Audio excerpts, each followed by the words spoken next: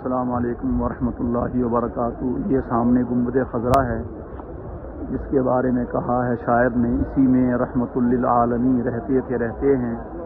تیرا حجرہ ہے جس کو گنبد خضرا بھی کہتے ہیں۔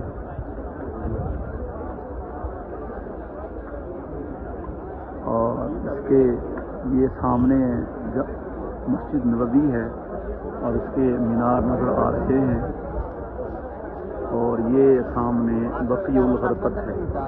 نبی کریم علیہ السلام کے پاؤں میں بقیع والے آرام کر رہے ہیں۔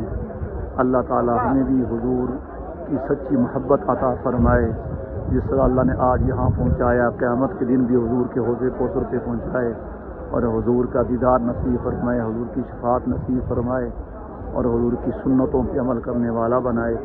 جتنے بھی ہمارے احباب ہیں، متعلقین ہیں، تعلق والے ہیں، ہمارے جامعہ کے فضلاء ہیں، طلباء ہیں، اساتذہ ہیں، جو معلمین ہیں، معلمات ہیں، سب کی طرف سے دعا کرتے ہیں اللہ تعالیٰ سب کی دعاؤں کو اپنی بارگاہ میں قبول فرمائے، اور اللہ تعالیٰ ہم سب کو دنیا آخرت کی برکتیں، سعادتیں عطا فرمائے، اور اس جگہ کے انوارات اور برکات سے اللہ تعالیٰ ہم سب کو مالا مال فرمائے۔